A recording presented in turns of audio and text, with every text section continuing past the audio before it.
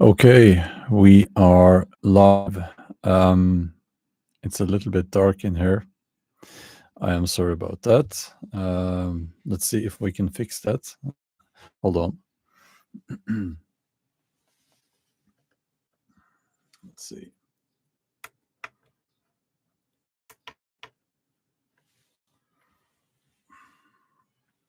Okay. Oops. We are getting there. Okay. So, as always, I'm doing my best here uh, with the technical stuff. But the sound should be okay now. I have tested it, and as you can see, I am now wearing headphones, so I can hear myself, and it seems like the sound is okay. Uh, there might be distortions, so on, depending on your connection and so on. So we are going to get into a very serious topic. The killing of the middle class. Why are they killing the middle class? And who are they? Who are they? We always say they. Who are they? But let's see if we can have some more people joining the chat. Uh, People are joining as we speak now. uh, and as always, your comments in the chat are appreciated. Um, I always say that it is important that we ask questions. It is more important that we are ask questions than than choosing that attitude where we think that we know it all. So, okay, let's look at things in a historical perspective first. Don't worry, I'll be brief. But a middle class, if we can define that as someone or people, a class of people that are not really very rich, but they're not poor, and they have a lot of freedom. They can travel, they can own stuff like, a car, a house, and things like that. And they don't have to work themselves into the grave. So I would say, that's if that's you, then that's the middle class. You're in the middle class, but in a historical context, very that's not something that we have been seeing a lot. You know, the feudal system where most people were, not allowed to own stuff, or it's impossible to own stuff. Uh, is stretching back through the medieval ages in Europe, and before that, well, not only before that, also during the Middle Ages, of course, we had slavery. We had slavery. Um, well, slavery is quite common if you look at it in historical context, and even my ancestors, well, the Vikings, if I can use that word, they to them it was big business because of the slave industry. So they were supplying the caliphates in the south with slaves. So, well, white slavery, you could say. And in more recent times, of course, we had the slave trade going from Africa to the American continents. So, yeah, the middle class, let's say it's a somewhat almost a recent phenomenon, and it's a good thing. It's a good thing to have a large and powerful middle class. Um, it's something that is a almost. I'm tempted to say that middle class is what's the word? Securing the democratic process. I'm saying the democratic process so that everyone can understand. Because if I say a democracy, there will be, especially Americans, having that knee-jerk response where they say, "Oh, it's not. We don't have a democracy. We have a republic." I'm talking about the democratic process. Okay, um, which is the process used, well, at least on paper, used in most Western countries um, to elect the so-called leaders. But, well, if I remember, we'll get into that as well. Um, so let's say the middle class, if the middle class gets poor, it's no longer the middle class, is it? I don't know what we are supposed to call it then, but if the middle class becomes so poor they can't buy their own houses, they can't buy their own car, they can't really live a comfortable life anymore, um, then it's not really the middle class. And that's the situation that we are looking at now. Now, I am saying things that are obvious, I guess, but sometimes we have to. And you guys might have chose, maybe some people would want me to choose other words, but it is me talking now, so you'll have to forgive me for choosing the words that I am choosing and choosing the angle that I am choosing. I believe that it at this point won't matter much if you have a so-called conservative government or a labor-dominated or socialist. Not socialist because they're not socialists, even though people like to call them that. The Democrats in the USA, they're not socialists. They really are not. Um, Not saying that they are great, but they're not socialists. And I believe that it doesn't matter so much at this point which of the two alternatives you get, because in most countries in the West, you do have one the two alternatives. That goes for the two-party states and the other states that are more sensible, where you have several different um, political parties, because those political parties are forming coalitions. So you have one coalition on the, let's call it the right, and one coalition on, let's call it the left. But it doesn't really matter, because the changes they are doing are so minor that we're still stuck in the crap, excuse my French. And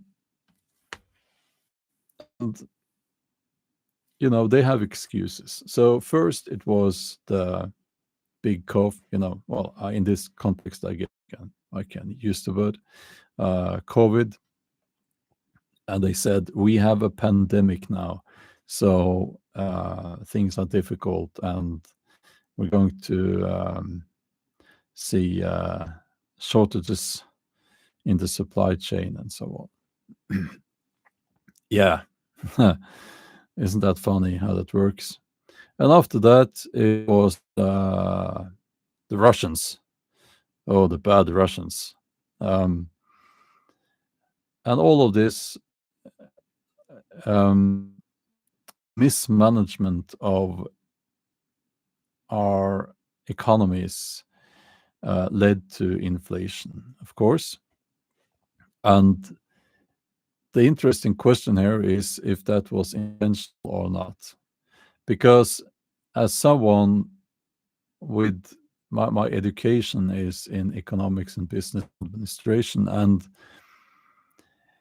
it's tempting to say that these people making these decisions are fools. Well, some of them certainly are, but they do have advisors. They have people there who do actually know about economics. So it's yes, it's tempting to say that they have been fools, but also we need to ask the questions. Did they make those decisions intentionally so that we would get inflation? Just asking the question. Because what they did during the pandemic, um, I know you guys, you want to use a different word, but I'm going to have to say pandemic to not get demonetized again. But what they did was a recipe for inflation. Yeah, you know, and I'm not the only one who touched upon that. Let's just put it that way. Um, they were warned about this. It's not like it's not like nobody knew that we were going to get inflation. I mean, you might not have seen it in mainstream media during the whole madness, but this was expected. Okay, so um, and now, of course, we have also the green agenda. The green agenda, that's the most important one. Now, I don't like the word that they use the word green because it's not green what they are doing. Okay. Now, you might disagree on this one, but I am one of those crazy people who do believe that human activity does affect the climate. Now, the United Nations climate board, climate something, they recently announced, or should I say, mainstream media recently announced that the United Nations Board of Climate Experts um, believe that more than 90% of the climate change we are seeing is man made. Now, I have two things to say about that. First of all, it wouldn't be if that's if that's a case of the mainstream media reframing and misunderstanding on purpose the message in that report, that wouldn't be the first time. But if the report really says that, I find it questionable. Okay, I'm not a climate expert, of course, but more than 90%, really? If they had said 10%, I would have been worried, okay, because it's a fine balance. So 10% would have been catastrophic, the way I see it. More than 90%, it does. If I'm wrong here, I'm sorry, but I will have to say that it sounds a little bit like scaremongering, but maybe I'm wrong. Not a climate expert, so if there are people here with a proper education in those fields, then please let me know in the chat. But anyway, the green agenda is either being used, I'm being very careful here, or it's it's being used as a way to kill the middle class. Because what do we get with the green agenda? Protecting the climate, climate, environment, and all that. Um, I'm what we get is shortages uh, in the supply chain, in the food chain. Not the food chain, but proper real food is becoming more and more expensive. And I shake my head when I see these people trying to tell the populations, trying to tell people what we're supposed to eat, what is good for us. Because I do have an actual, education as a personal trainer. Yeah, and I'm not a nutritional PhD or something like that, but I have been involved in in drug-free powerlifting for, well, my entire life, and I've coached people, and I've been competing internationally, and I am also educated as a personal trainer. I do know nutrition, okay? And what they're saying now is not correct. What they're saying is that you should eat this and that, and you don't really need meat, you don't need fish, and so on. That's wrong. I mean, if you're a vegan and you do that because of ethical reasons, I completely, absolutely respect that. I wish I could do that, but I really can't. Um, but that's a whole different topic, I guess. But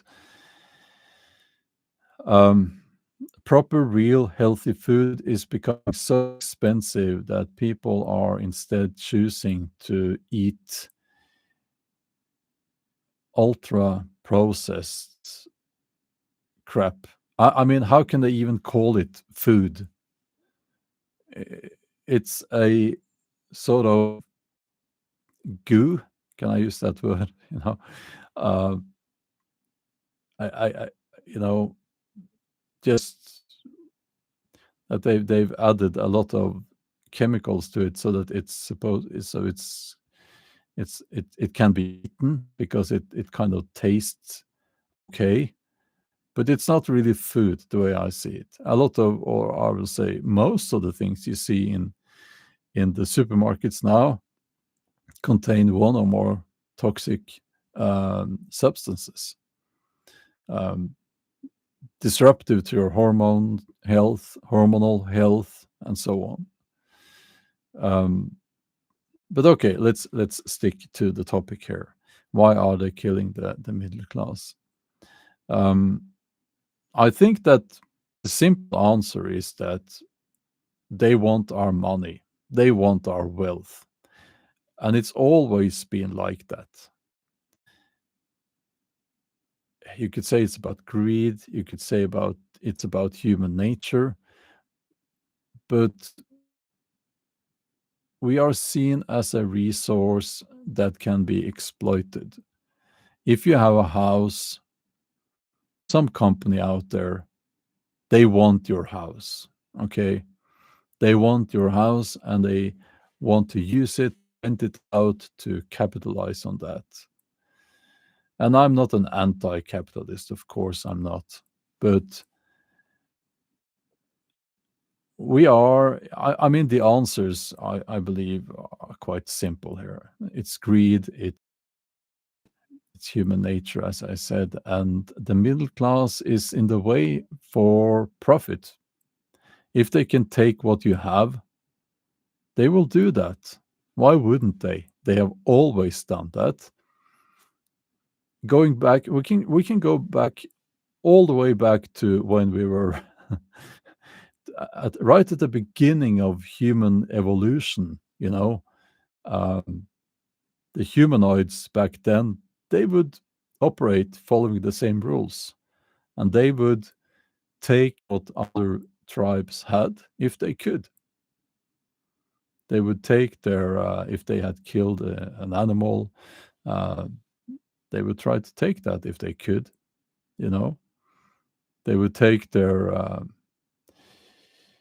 um, possessions, their weapons, their wives, uh, so on and so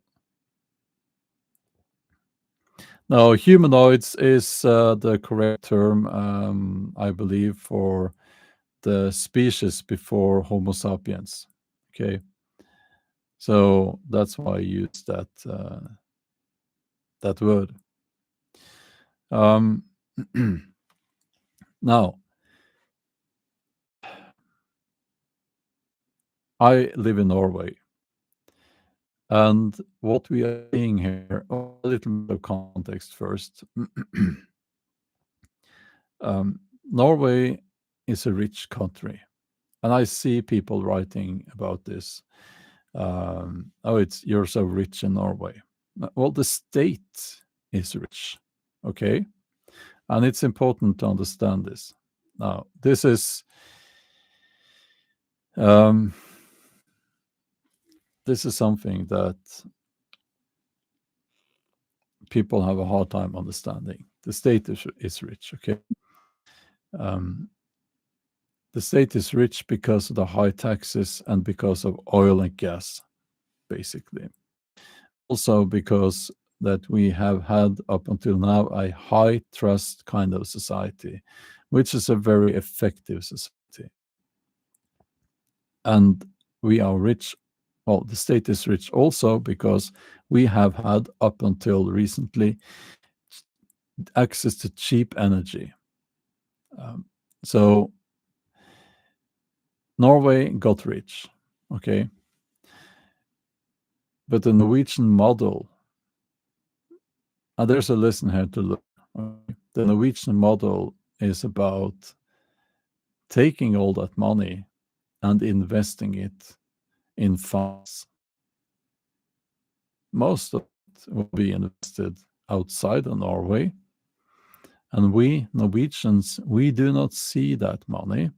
Okay, it's a nice country and all that, but also Norwegians are not really that rich. Well, some would say, well, depends on who we are comparing to, but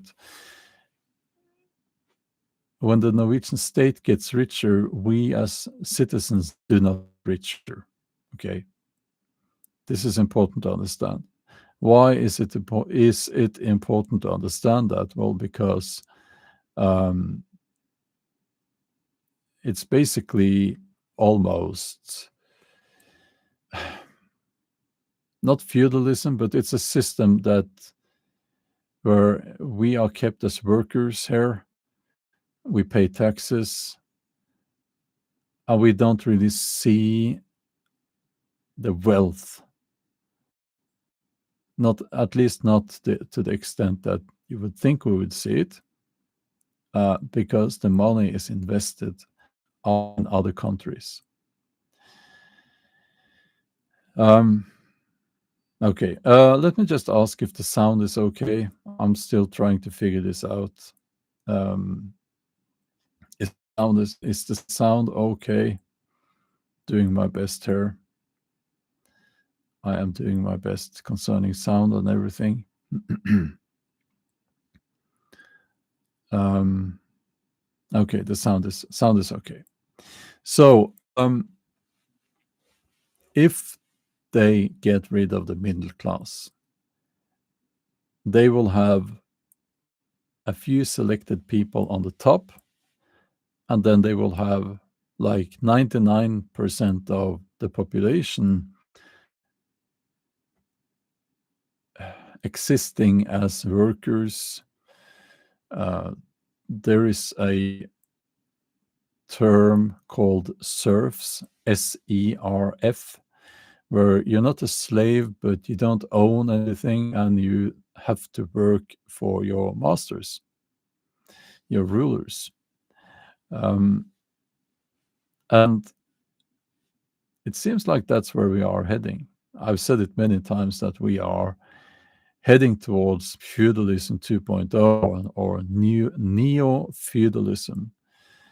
And it's a scary thought. It really is. So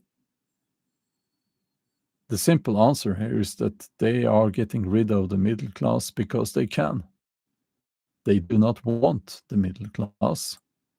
They want taxpayers and workers. They want you to work until you die, and they want as much of your income as possible. They want to tax your income. They want to tax everything you buy. They want to tax you when you die as well. If you try to leave something, if you have set something up for your kids, they want to tax your every movement. They want to tax the taxes even. I'm not even kidding. In some cases, they will add tax onto the taxes. Yeah, it's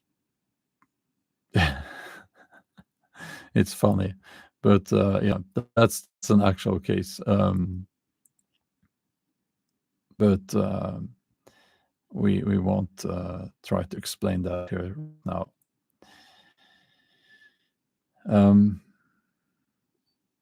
So there are people, I did an interview. I was at a Norwegian podcast, and one of the comments there, we talked about taxes, and no, taxes are not so bad in Norway. I pay only 20-something%. First of all, in a historical context, if you pay 20% tax, that's effing much. Okay, that's a lot. People went to war. The Americans, they went to war for, was it 2% tax? But anyway, you're not paying 20%. Nobody's paying 20% tax in Norway. Only fools think that they are only paying the amount of tax that they are, they see the income tax. They see the income tax and they think that's the tax I'm paying. If you think that's the tax you are paying, you do not understand how this works, okay? Because you guys know, but I'll just briefly go through that. It's very easy to understand. So let's say you have $100. Let's just use dollars, okay? Because I guess there are many Americans here. So they take 20% off of that.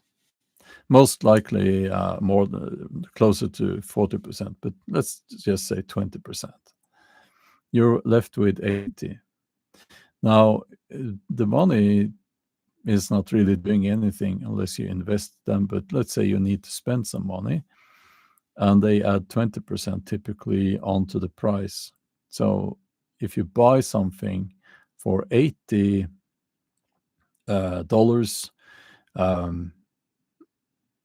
now let's see, it's early here now.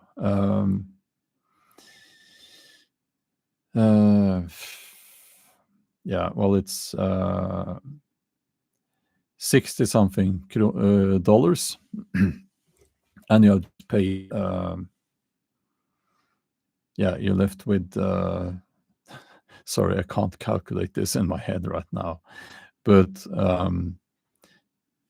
now you're down to let's see, 60-something. So basically, almost 40%, because you bought something and they added tax to the value of what you bought. Okay. And I think that's a lot. And people do not understand this, and yes, they add taxes to your travel expenses. There is road tax for you to get to the store, and so on. It goes on and on and on. Everything you do, everything you buy, it's taxed. So, okay. I am going to talk about another aspect of this on my main channel in a video.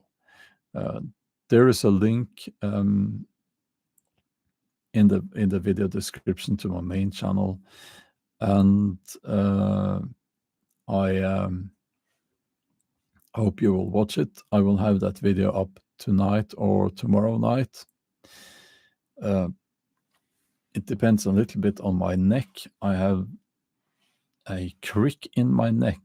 I had to look it up, and it hurts like a place very hot from Christian mythology.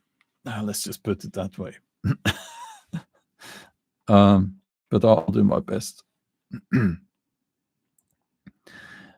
So let me get to the chat now.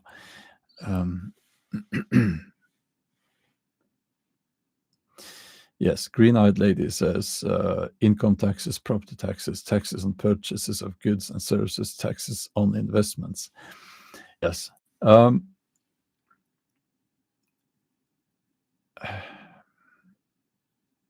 Yeah, hit that like button if you like the live stream.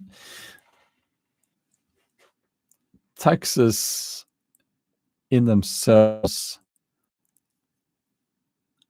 could easily kill the middle class. Oh, sorry. I needed to scratch my ear there. But that's not the only thing. Oh, I forgot one thing. Taxes drive up inflation. So when there are politicians saying something along the line, so we can't lower the taxes because then people will get more money and then they will buy more stuff and that drives up inflation.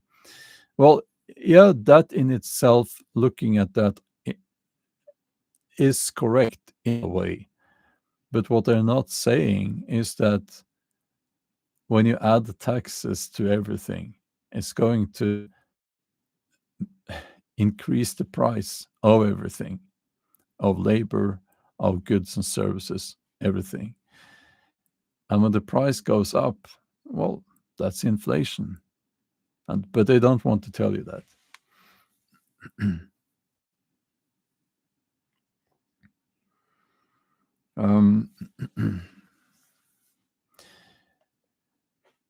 Yeah, well, actually, there are good taxes as well. You know, taxes meant to adjust people's behavior. And one example is, well, tobacco, because we want people to stop smoking, obviously. We don't want young people to start smoking. So that's why they've added extra tax on tobacco in most countries, at least. You know, so, but that's who gets to decide what behavior to adjust, says Tim. Well, someone's got to. Well, okay. Now we need some adjustment of people's behavior. We really do, because the alternative is that, say, we live in a kind of society where nobody gets any help at all, nothing. So if you drink yourself into oblivion, you lie there in the gutter, you will be lying there until you freeze to death. Okay. But I don't want to live in a kind of society, that kind of society. And I do absolutely believe that we need to adjust people's behavior somewhat, but only in the most obvious cases. I mentioned tobacco. Okay. It's an obvious case. And some people don't like to hear that. Oh, that's tough. So, a good point here from David. Haha. Well, it would be a good point if you were not being somewhat disrespectful. I don't know. They don't want people to stop smoking. If they did, it would be banned outright. That's a good point. Try to be less, what's the word? Condescending next time. So, let's see. I'll just scroll up a little bit.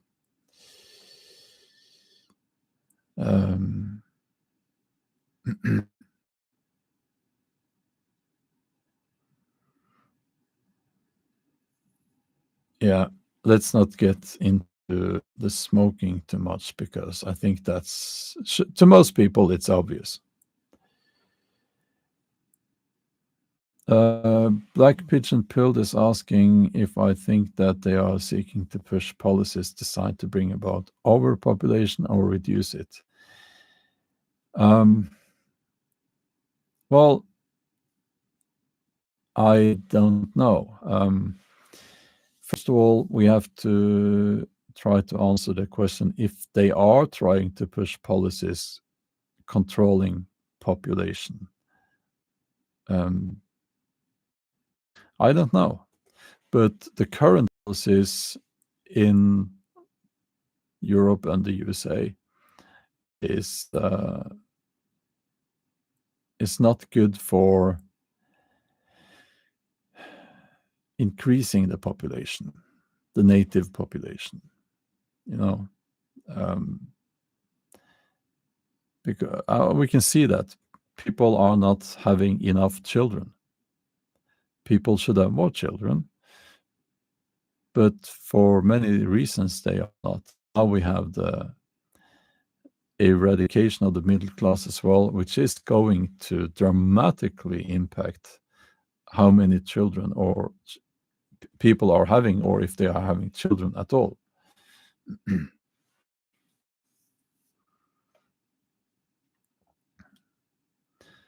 um,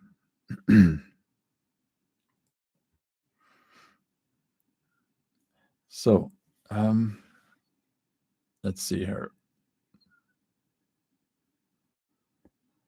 Yeah, well, you know, let's just finish the tobacco thing.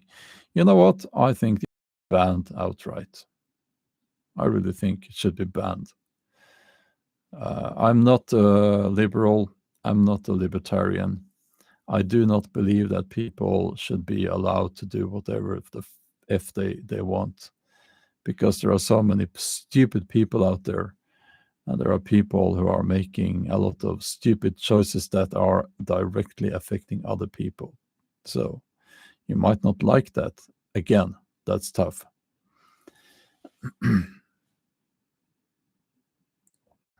David says, I agree. If I could afford to have more kids, I gladly would. Yeah, I think a lot of people are thinking the same. Um, Interesting question here from Anita. Who will benefit from the Great Reset?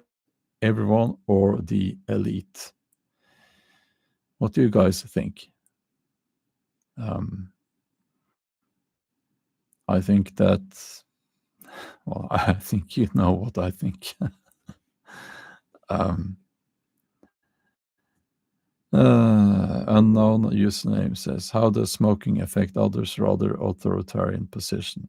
Well, I can tell you quite briefly that I spent every evening outside when I was a kid getting sick.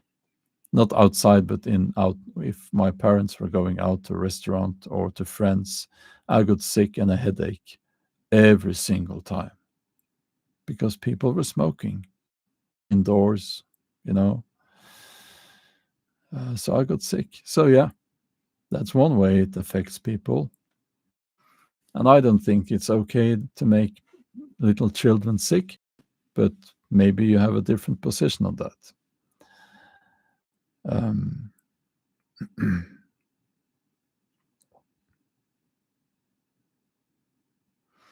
Red Wolf Moon's interesting question here. What is American culture? It doesn't go back very far in time in comparison to other cultures of the world.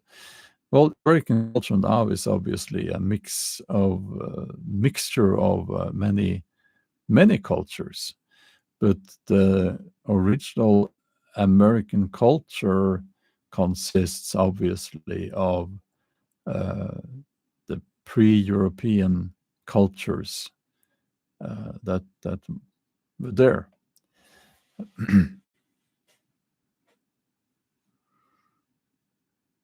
Let's see.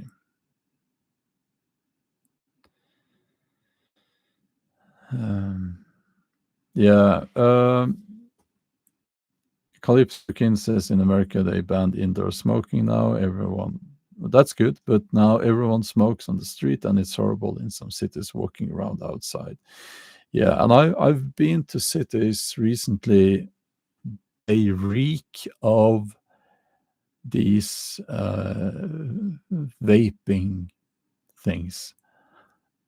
It's disgusting. I would say it smells even more disgusting than cigarette smoke actually now. So yeah. Miroslav Nikic says ban smoking. What next? Banning podcasters. Some of them make me sick. Try acting like an adult here if you want to stay here, or just kick you out. Okay. So yeah. Not everything should be legal, and not everything is legal.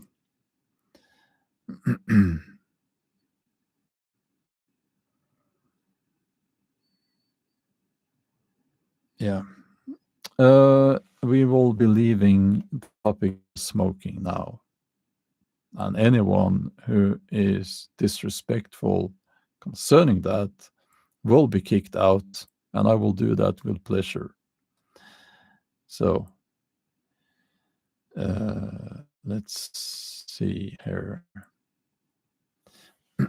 We are now in the part of the live stream where we are just discussing different topics, hopefully connected to the main topic. Now, the odds on nuclear war. I obviously don't know the odds. I think it's, what's the term? Overplayed. It's over exaggerated.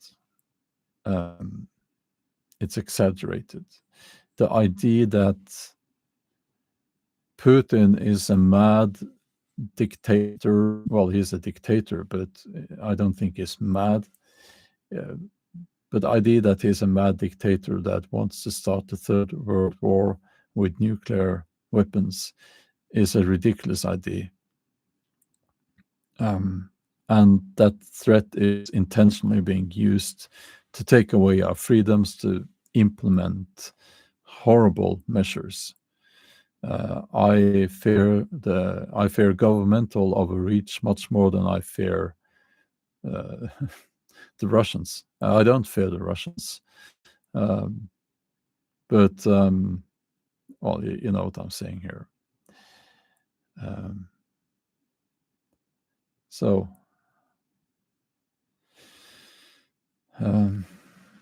another question here: what's the take on artificial intelligence and robotics? Think that this is a good point, very good point. I should have mentioned it, Christian. Contributes to middle class losing stable work here in America. Many tech jobs lost. Yeah, of course. I have talked about this, of course, also on my main channel. AI is a threat.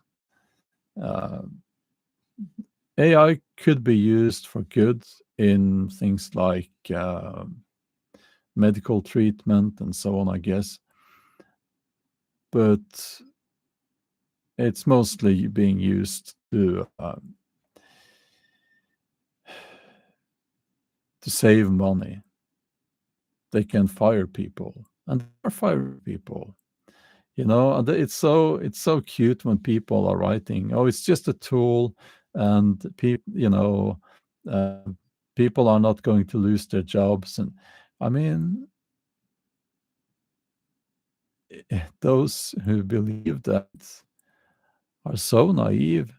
This is already happening. It's already happening. People are already losing their jobs because of AI. And we have only seen the beginning. It's extremely important to understand that, hi there, Luke and Mom, hi there. It's extremely important to understand that AI will be used. Well, the effects of AI, one of the effects is that they will further contribute in the killing of the middle class. Yeah, I know AI is now writing novels. It's becoming quite common, sadly.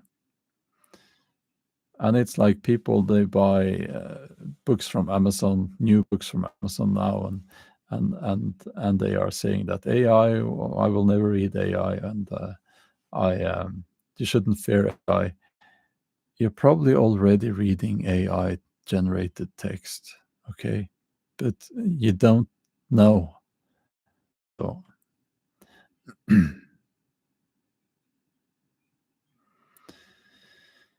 um, let's see here.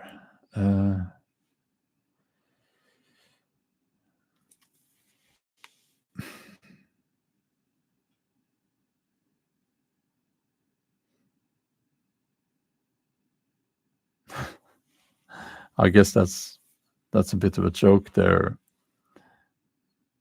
Sean saying, I'm sure some of this is AI generated. Yeah, well, no, it's not. It would be, the image would be better, and sound quality would be, I guess, perfect then.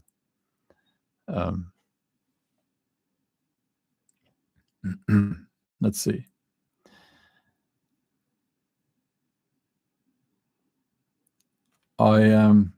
Yeah, a good point with the soul, Dusty. He or she had seen AI generated art, and that led this person to understand what the soul is, because he or she saw what art is without soul. So that's an interesting take on that, you know.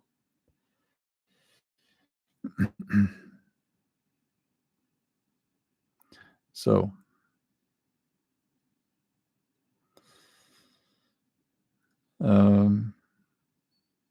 Anita says, company I work for went from 1,000 down to 700 in US, outsourced 4 centers between 2 overseas countries. Last 2 years, AI R&D has been biggest reason in my company, reduction in real people working.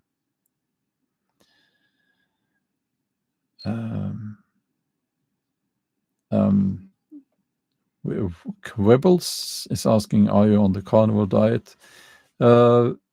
Yes and no, meaning that I try to eat at least a pound of red meat every day. But I do add carbs. I add carbs to keep my body weight up, because I'm moving up in the minus 105 kilos weight class now, as a powerlifter. And it's very difficult to do that on meat only. So if you want to lose weight, you know, the carnivore diet.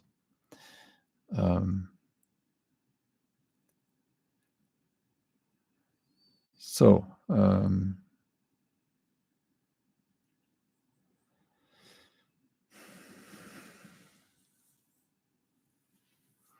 yeah.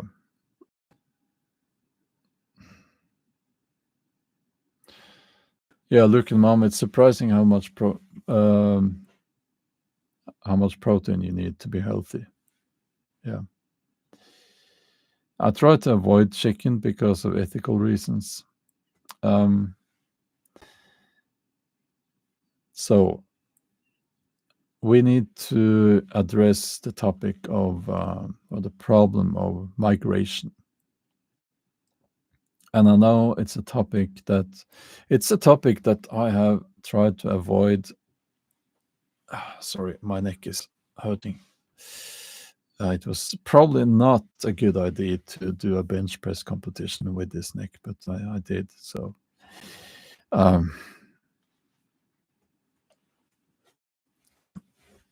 Okay, so let's get to the topic of migration.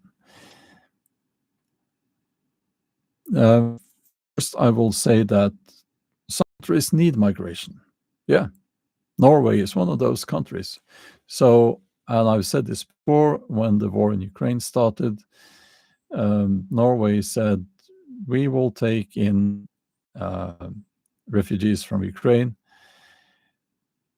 And, well, so we were being very kind, you could say. But also, of course, those people were put in rural counties in Norway where they need people because people are moving out of those places.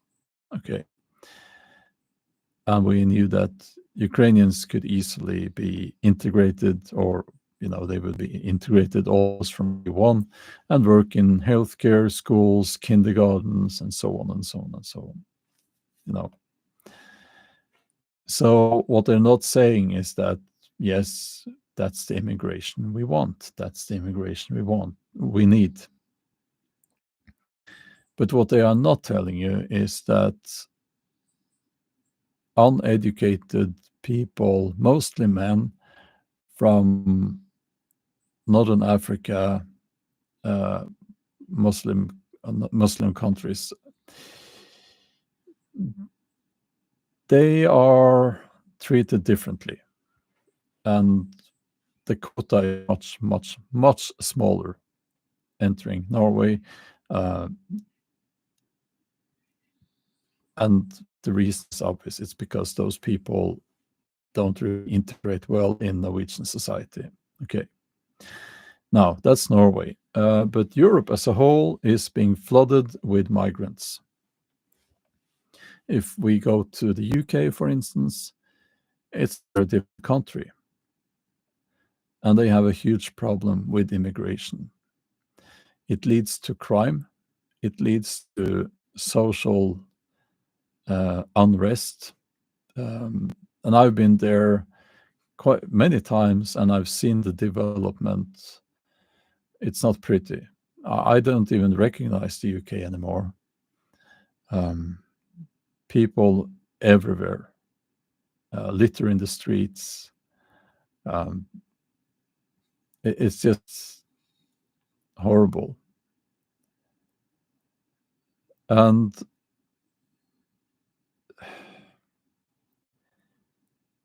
I'm one of those people who believe that we should help those who are in need. Most of that help should be done in the countries where people actually live. Of course, if there's a war, that's difficult. In most cases, you can't help them there because they are fleeing. They are trying to escape the war zones and so on. But opening borders to Europe, flooding the countries there with people from a completely different culture, well, we are seeing the effects of that now. And when the argument is that from the governments is that, oh, we need people because we're not having enough children. Well, yes, we need people like the Ukrainians. But the brutal truth is that we do not need uneducated migrants from a completely different culture. I'm just trying to lay it out there in a very honest way. And I think we know this. We know this.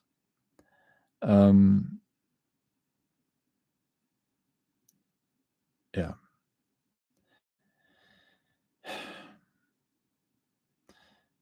The fact that what I have said here now will make some people call me a racist is just sad.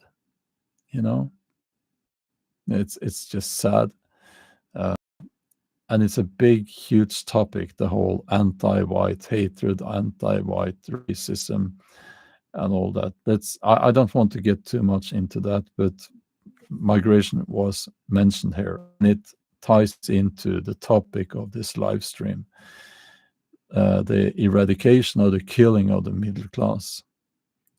Because there is another thing that will happen, and that is happening, when you get a lot of people coming from very different countries. They drive the wages down. And I think I can say the following. I have a good friend, and his working conditions are terrible. But he says that he has to accept that, because if he does not accept that, the people from our cultures, let's just put it that way, they will get the job instead, and he will not get the job. you know so people have pointed out that the ruling class, I don't like the word elites, but the ruling class, they really, really want a lot of migrants, because that's cheap labor to them. Cheap labor.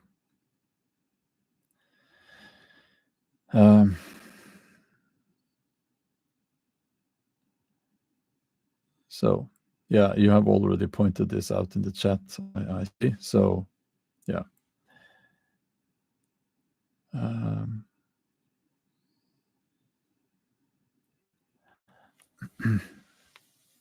Yes. Also, Luca says hiking rent prices for young families. Yes, of course, we get also the housing crisis.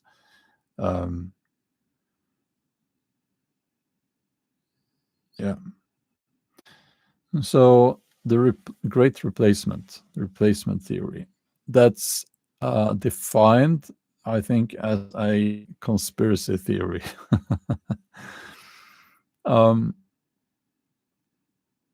And they might want, well, they can call it that if they want to, but if you look at the numbers, you don't really need to have any opinion on this at all. Just make some simple calculations, and what you see is a replacement. That's what we are seeing. So, yeah, but of course they want to call it a conspiracy theory.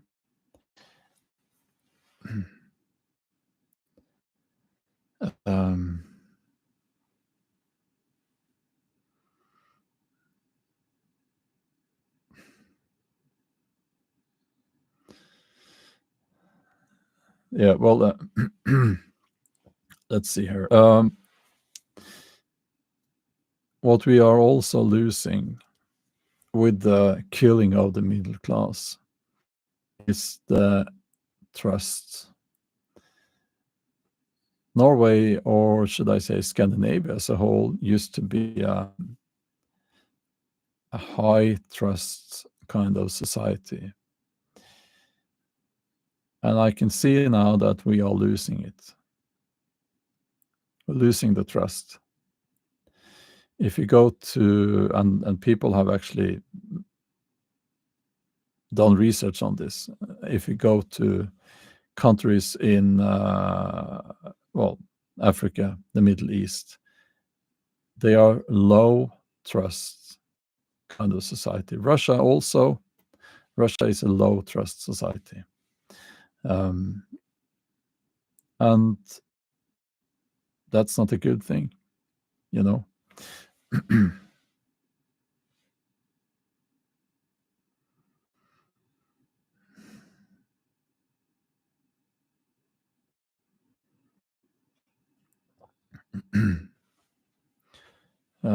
Just looking at the chat now.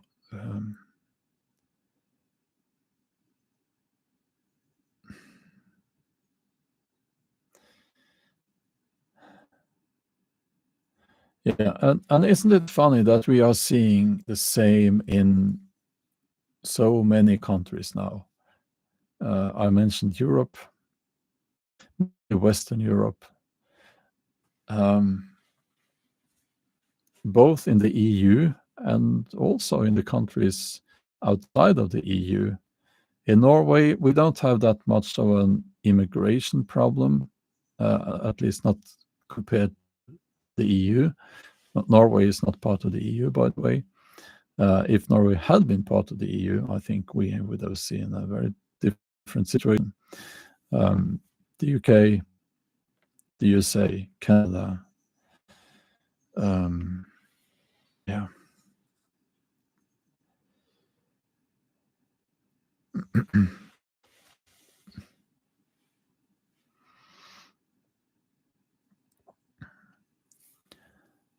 Let's see here.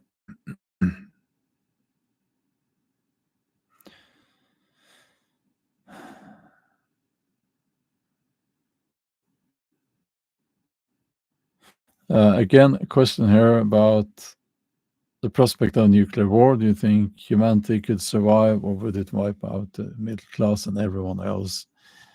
Well, I'm not an expert on that, of course.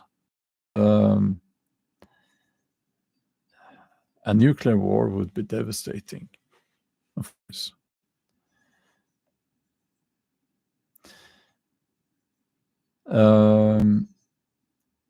Norway, a society built on trust. Are we losing this trust due to political scandals? Well, a little bit of context there. Good question. We have had several political scandals recently, basically about corruption and all shades of corruption that you can imagine. And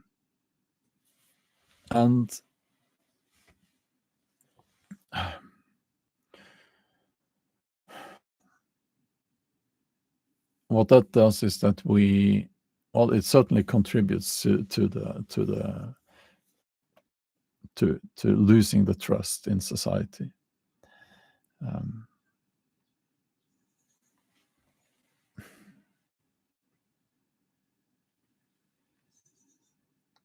So we're going to end the live stream now, and my neck is not good at all, so I need to move a little bit. It's not serious. It's just a minor thing, but I will have to get up and move a little bit. Okay, that was a good talk. I hope that we will be back for the next one. Okay, bye-bye.